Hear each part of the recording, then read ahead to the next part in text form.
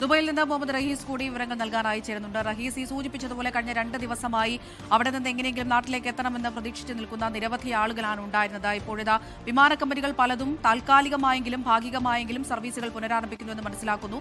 ഏതൊക്കെ വിമാന കമ്പനികളാണ് സർവീസ് പുനരാരംഭിക്കുന്നത്? അമൃത, എന്തായാലും താൽക്കാലിക ആശ്വാസമുണ്ട് എന്ന് നിലവിൽ പറയാൻ കഴിയും. ഭാഗികമായി എന്നതിനപ്പുറം വളരെ സെലക്റ്റീവായി വളരെ കുറച്ച് വിമാനങ്ങൾ മാത്രം പ്രവർത്തിക്കുന്നു എന്നുള്ളതാണ്, അല്ലെങ്കിൽ അത് ലക്ഷ്യസ്ഥാനങ്ങളിലേക്ക് പോകുന്നു എന്നുള്ളത് മാത്രമാണ് ഇപ്പോൾ പറയാൻ കഴിയുന്നത്.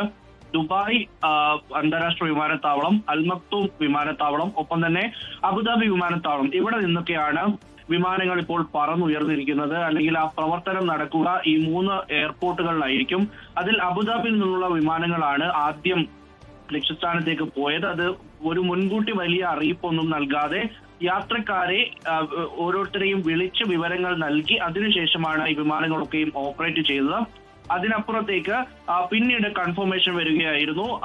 ഇതുപോലെ ചില വിമാനങ്ങൾ, സെലക്ടഡ് വിമാനങ്ങൾ മാത്രം ഇന്ന് ലക്ഷ്യസ്ഥാനത്തേക്ക് പോകുന്നുണ്ട്, വിവിധ രാജ്യങ്ങളിലേക്ക് പോകുന്നുണ്ട്. അപ്പോൾ അത് ഓരോരുത്തരെയും വിവരം അറിയിക്കുന്നതിനനുസരിച്ച് മാത്രം എയർപോർട്ടിൽ എത്തുകയും പിന്നീട് അവിടെ നിന്ന് ലക്ഷ്യസ്ഥാനങ്ങളിലേക്ക് അതത് രാജ്യങ്ങളിലേക്ക് പോകണം എന്നുള്ള വിവരം നൽകുകയായിരുന്നു. ഇപ്പോൾ നിലവിൽ എമിറേറ്റ്സ് വിമാനങ്ങളാണ് പ്രവർത്തിക്കും എന്നുള്ളത് അറിയിച്ചിരിക്കുന്നത്.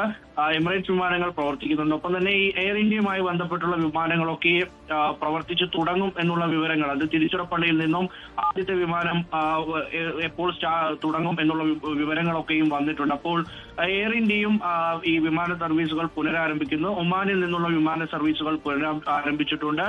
കൊച്ചി, കോഴിക്കോട് എന്നിവിടങ്ങളിലേക്ക് എയർ ഇന്ത്യ എക്സ്പ്രസ് നാളെ സർവീസ് നടത്തും. അപ്പോൾ അങ്ങനെ ചില വിമാനങ്ങൾ മാത്രം സർവീസ് നടത്തുന്ന രീതിയിലേക്ക് പോകുന്നുണ്ട്. ഇതിന് സാധ്യമായത് ഇന്ന് ഏതാണ്ട് പകലിന് ശേഷം ഒരു ആക്രമണങ്ങളൊന്നും തന്നെ ഉണ്ടായിട്ടില്ല.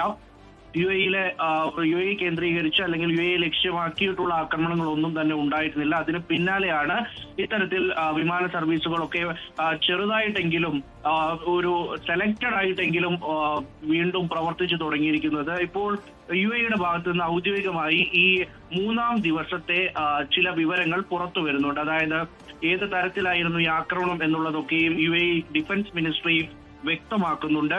അതിൽ ഇന്ന് 148 ഡ്രോൺ അറ്റാക്കുകളാണ് യു എ ലക്ഷ്യമാക്കി വന്നത് എന്നുള്ള വിവരം പുറത്തു വരുന്നു. 9 ബലിസ്റ്റിക് മിസൈലുകളാണ് യു എ ലക്ഷ്യമാക്കി എത്തിയത്. അതിൽ ഒപ്പം തന്നെ 6 ക്രൂയിസ് മിസൈലുകളും ഉണ്ടായിരുന്നു. അങ്ങനെ വളരെ വളരെ ക്രിയാത്മകമായി കൃത്യമായി ഇതിനെയൊക്കെ തകർക്കാൻ കഴിഞ്ഞിട്ടുണ്ട് എന്നുള്ളതാണ് മനസ്സിലാക്കാൻ കഴിഞ്ഞിട്ടുള്ളത്. അതിൽ 161 മിസൈലുകളും ഇത് കൃത്യമായി ഡിഫ്യൂസ് ചെയ്യാൻ കഴിഞ്ഞിട്ടുണ്ട്. അതിനെ പ്രതിരോധിക്കാൻ കഴിഞ്ഞു. 13 കടലിലാണ് വീണിട്ടുള്ളത്. അതിനുശേഷം ഈ ആകെ ഉണ്ടായത് ഒരു 689 ഡ്രോൺ അറ്റാക്കുകൾ എന്നുള്ള ടോട്ടൽ വിവരങ്ങൾ പുറത്തു വരുന്നുണ്ട്. ഇതിൽ ഏറ്റവും എടുത്തു പറയേണ്ടത് ഈ അപകടം പറ്റിയവർ അല്ലെങ്കിൽ ഈ ചെറിയ പരിക്കുകൾ പറ്റിയവരുടെ എണ്ണം 68ആയി മാറിയിട്ടുണ്ട്. അവർക്കൊക്കെയും ചെറിയ പരിക്കുകളാണുള്ളതെന്ന് ഈ പ്രതിരോധ മന്ത്രാലയം വ്യക്തമാക്കുകയാണ്. ഔദ്യോഗികമായി തന്നെ ആ കണക്ക് 68 എന്നുള്ളത് പറയുന്നു.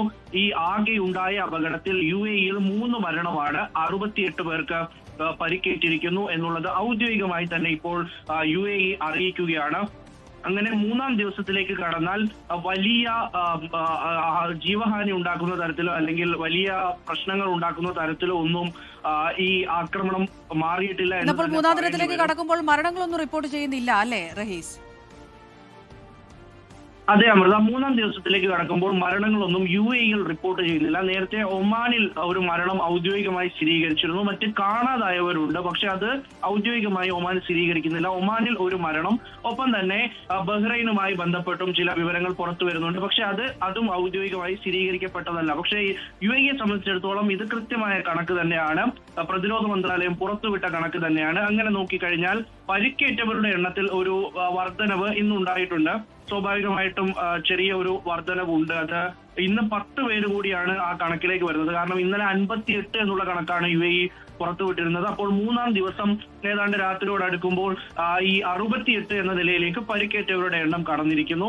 അതിൽ തന്നെ മരിച്ചവരുടെ എണ്ണം ഇന്നലത്തെ പോലെ തന്നെ 3 ആയി തന്നെ നിലനിൽക്കുകയാണ്. അപ്പോൾ ആ നിലയിലേക്ക് കാര്യങ്ങൾ ഏതാണ്ട് ശാന്തമായി നിന്നു എന്ന് തന്നെ പറയേണ്ടി വരും ഇന്ന് UAE സംബന്ധിച്ചിടത്തോളം. കാരണം രാവിലെ ഉണ്ടായ ഒരു ആക്രമണം മാത്രമാണ്, അതും ഒരു 11 മണിയോട് കൂടിയിട്ട് ആ ആക്രമണം ഏതാണ്ട് കഴിഞ്ഞിരുന്നു, അല്ലെങ്കിൽ ഏതാണ്ട് നിലച്ചിരുന്നു എന്ന് തന്നെ പറയേണ്ടി വരും. പുലർച്ചെയും ഒപ്പം ഇന്നലെ അർദ്ധരാത്രി കഴിഞ്ഞ് ഉണ്ടായ ആക്രമണങ്ങളുടെ എണ്ണം, അതും ഇന്ന് വൈകിട്ട് വരെ ഉണ്ടായ ആക്രമണങ്ങളുടെ എണ്ണം മുഴുവൻ എടുക്കുമ്പോൾ കഴിഞ്ഞ ദിവസങ്ങളുമായി താരതമ്യം ചെയ്യുമ്പോൾ വളരെ കുറവുണ്ട്. അതിനുശേഷമൊക്കെയാണ് എന്തായാലും ഈ വിമാന സർവീസുകളൊക്കെ പുനരാരംഭിക്കാൻ തീരുമാനിച്ചു. അതിൽ വ്യക്തമായ ചർച്ചകൾ നടന്നിട്ടുണ്ടാകും എന്നുള്ള കാര്യവും ഉറപ്പാണ്.